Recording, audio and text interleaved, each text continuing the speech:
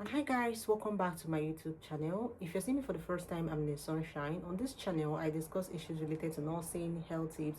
If you haven't subscribed to my channel, please do well to subscribe. Go hit the subscribe button, subscribe to my channel, turn your notification bell on to get notifications anytime I post new videos.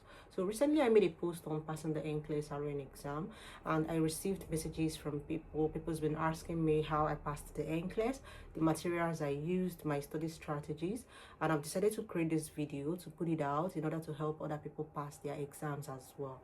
So guys, it's not going to be a long video, it's just a short video. So the video, I'll just go straight to the point and explain how I managed to pass the NCLEX exam. So if you're planning to write your NCLEX anytime soon, then this video is for you.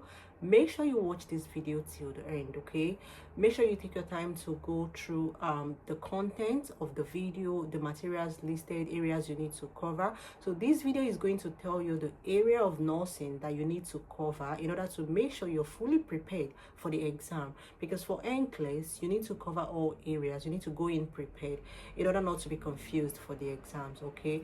So guys, if this is what you're interested in, then sit down, relax, and make sure you watch this video till the end. So people were mainly concerned on knowing if NCLEX is actually simple or difficult. Well, NCLEX is simple and it's difficult. It depends on how prepared you are, okay?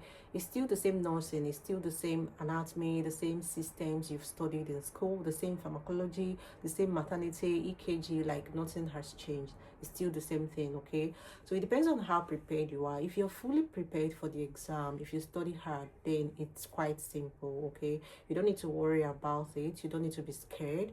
If you go in there, you can still do very well in the exam, okay? But if you don't study very well, then it's difficult because you will go in confused.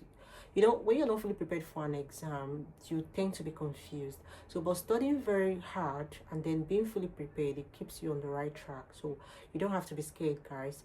If you're planning to write your NCLEX, just push harder. Push harder. It's something you can do, okay? Go and sit for your exam. Talking about the NCLEX, NCLEX stands for National Council Licensure Examination, and it uses the CAT mode, which is the Computer Adaptive Testing mode, meaning that the questions are usually simpler at the beginning and then it adjusts and gets difficult, okay? So if you start seeing difficult questions, it means you're doing well, because the questions are usually very simple at the beginning of the exam and then it's going to adjust based on your performance. So once the computer starts bringing out difficult questions, don't worry, it means you're doing well. But if the questions remain simple, probably it has not gotten to the difficult questions, okay? And then you need to take your time, answer your questions very well in order to get you to that difficult questions, which means you're doing well in the exam. Now, NCLEX-RN exam, this exam, you need to go in prepared, okay? If you go in confused, you'll be confused from the beginning till the end of the exam. This is why you need to study very well so you don't get confused during your exam, okay? And then the exam uses 5 hours. You have 5 hours to answer your questions.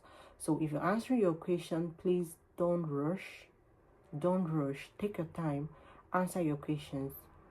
Make sure you take your time, because if there's something NCLEX has given you, it's time.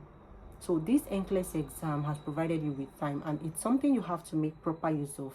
Don't misuse it. You don't need to rush. Yeah, some people finish on time. I used just roughly 2 hours plus. You have 5 hours for the exam, but please make sure you use your time, because we all have our differences. We don't assimilate the same way. We don't understand our questions the same way. Some people read their questions once and they understand it. Some people read twice. Some people have to read it 3 times before they can understand the question. So please do what suits you best. I literally read all my questions twice. I made sure I read them twice, but still I finished in 2 hours. I think about 2 hours 20 minutes. I didn't really use up the 5 hours, but I still read my questions twice to make sure I was selecting the best answer. So it's usually about 85 to 150 questions. Your computer can short anytime from 85 to 150, okay? So if you're doing well, the computer can just short at 85. But if the computer doesn't go off at 85, it doesn't mean you're not doing well still. It could mean, see, the question, computer shorting at 85 could mean you've passed, and it can still mean you've failed. So if the computer shorts at 85, it means that the system has like strong evidence that you're either good or bad. Okay, so it means you're good or bad. Then if you're good, it means it will provide you with more questions, because you have till like 150 questions.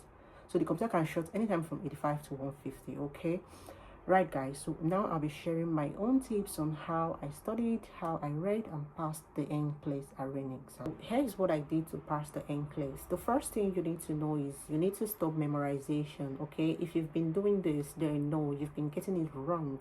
Okay, you need to know today that you need to stop memorization. Please, you read to understand for the NCLEX. NCLEX is not out there to test your knowledge on memorization. No, it's a safety exam. It's actually there to test your knowledge of critical thinking. Can you apply critical thinking? Okay, can you recognize abnormal lab values, abnormal vital signs? And if you can, what are you going to do at every point in time? Okay, so if patient's lab value is high, let's say for a patient that has high potassium, okay, do you know what to do? And then if it's low, do you know what to do? Because you already know that this is a very delicate condition and it's critical, because patients can go into cardiac dysrhythmias, okay, which could lead to death. All right, so NCLEX is not there to test your knowledge of memorization. It's just a safety exam to test your ability to use critical thinking and to test your knowledge, to know if you actually know what you're meant to do at every point in time as a nurse. Okay, so the second thing you need to know is, for NCLEX, you need to understand, just as previously mentioned. Reading to understand means you have to stop memorizing, right, as stated previously. So reading to understand now, if you read a condition like pheochromocytoma, where you know that there is tumor in the adrenal gland and patient vitals would be high, okay, due to the flight and fight action. So if a patient's vital signs would be high in this condition, the only thing you need to tell yourself is, for this condition, everything is going to be high. So you don't need to start memorizing tachycardia, tachypnea, no. Hypertension, no. Just tell yourself everything is going to be high. So if you actually say probably multiple choice question, you can select patient vitals, you can select the signs and symptoms of this condition, right? So you need to tell yourself that for this condition everything is high.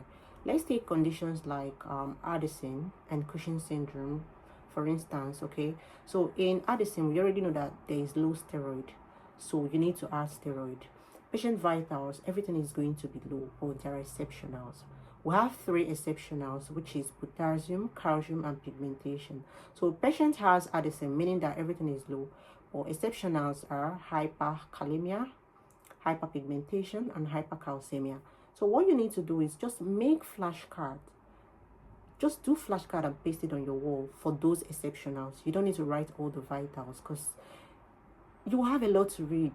You have a lot. You don't need to read too much for the NCLEX. Okay, if you're reading too much, it will get you confused, and guys, you will have headache. You really have headache, and you don't want that. Okay, so what you need to do is just write out those ones that are exceptional, like contradictory to what is meant to be.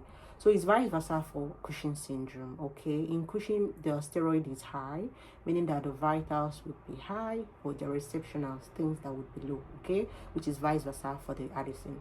So this is what you need to know about NCLEX. When you read a condition, find out if the vitals are high or low. Okay, find out what this condition is actually causing to the body.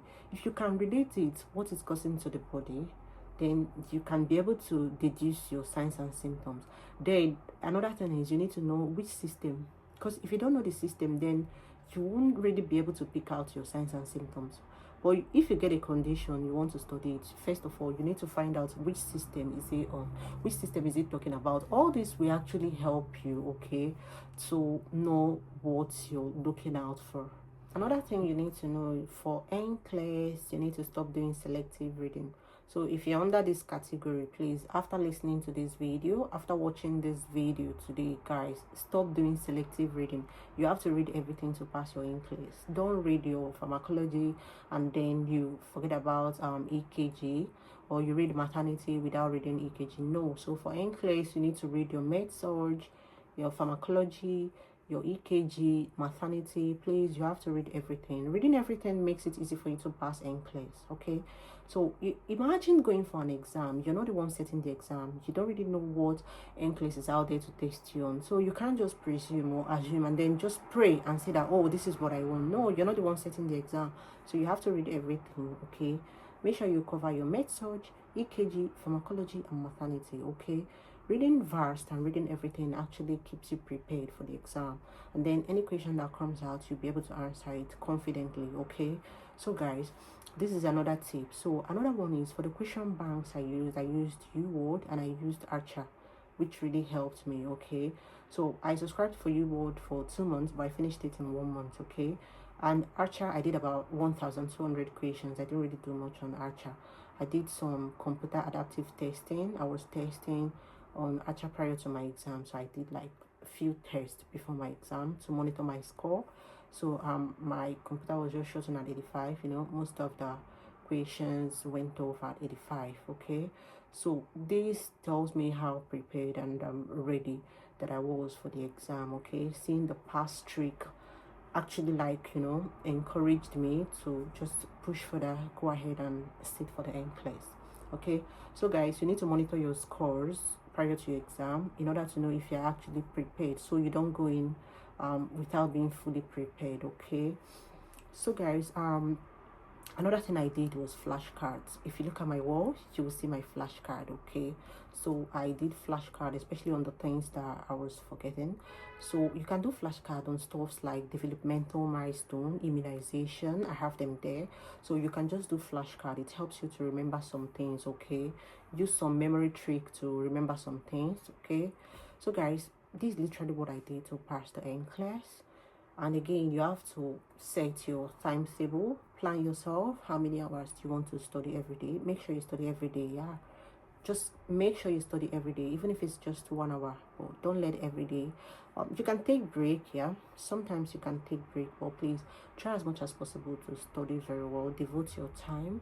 I know it's not easy. Preparing for NCLEX is actually not easy, but it's doable. You can do it. Once you're determined to pass the NCLEX, you can. Okay, so guys, yeah, I'll stop the video here, and I wish you guys all the best if you're preparing for the NCLEX. Okay, then if you feel like you need further advice on NCLEX or anything, I'll put down my email below. You can just email me. Okay, if you have any discussions, any concerns on anything, you can just email me if you want to discuss anything about the NCLEX. Okay, I'm there to respond. So guys, I wish you guys all the best, and I will see you in my next episode. Okay, bye.